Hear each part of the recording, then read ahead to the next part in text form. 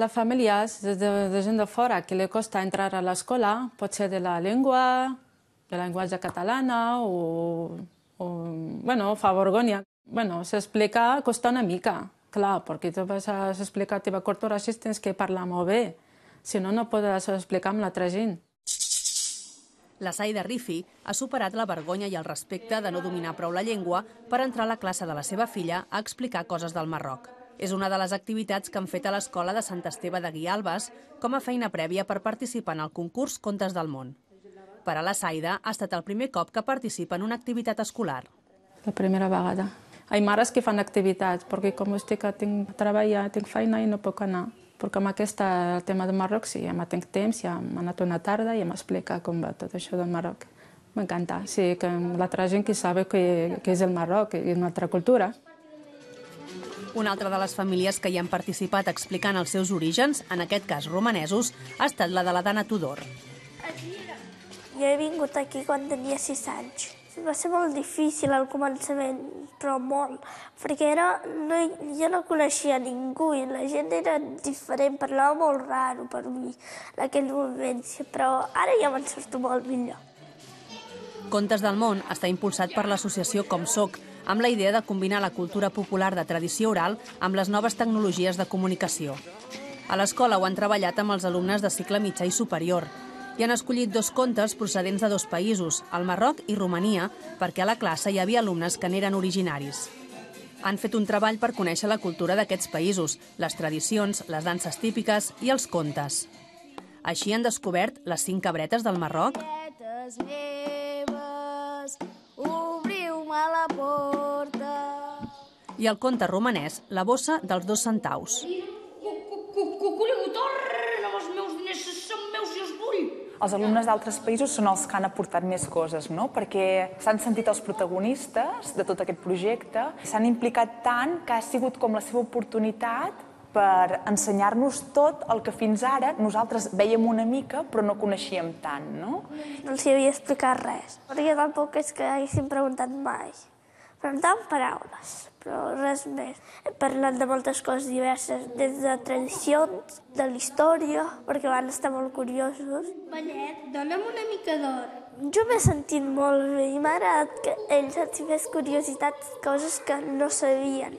No sé, al començament, quan pensava que no volien saber, però ara veig que jo els hauria d'haver ensenyat i era jo els que li havia d'haver explicat coses. Aquesta sensació d'haver-se pogut presentar també l'ha tingut la Saida. Va arribar a Sant Esteve de Guialbes fa 12 anys, després de casar-se amb el seu marit per reagrupament familiar. Ell ja feia un any que vivia a Catalunya treballant en el sector de la construcció. Ara està a l'atur. La Saida treballa fent feines de neteja a l'escola i reconeix que venir a viure a un poble petit des d'una gran ciutat com Tetuan no va ser fàcil. M'he trobat un poble petit, clar, i el meu home va treballar tot el dia fora i va agafar una mica de por. Sobretot estic avorrida, no? Bueno, vaig a sortir al cap de setmana, va a Figueres o a Girona, és una ciutat gran, però cada dia aquí en el poble, al principi va trobar una mica difícil. Bueno, a poc ja m'ha anat molt bé i ara està molt bé. Ara diu que no ho canviaria per res. Aquí també hi ha trobat la possibilitat d'aprendre la llengua, amb unes classes de català un parell de tardes cada setmana que ofereixen de manera voluntària veïnes del poble. Treballar el català també és una de les finalitats de Contes del Món, però sobretot es pretén ajudar els alumnes a entendre la diversitat cultural i d'origen. La idea de participar en aquesta activitat va sorgir de l'Associació de Mares i Pares de l'Escola i moltes famílies s'hi han abocat aportant cadascú el que sabia. Ens va agradar molt el tema d'apropar-se a altres cultures a través dels contes i el tema d'apropar-se més a una persona, que pot ser d'un altre país, que no està acostumada a tenir el focus d'atenció. Llavors veig que realment per a aquella persona ha estat molt important i que els altres sembla ser que han canviat una mica la seva mirada. Feien, per què s'escriu així? Per què aquells accents? Preguntaven coses que jo també m'havia preguntat. No sé, en algun moment m'havia posat en el seu lloc i m'havia donat compte que ara ells estaven en el meu lloc. Ells no sabien les coses.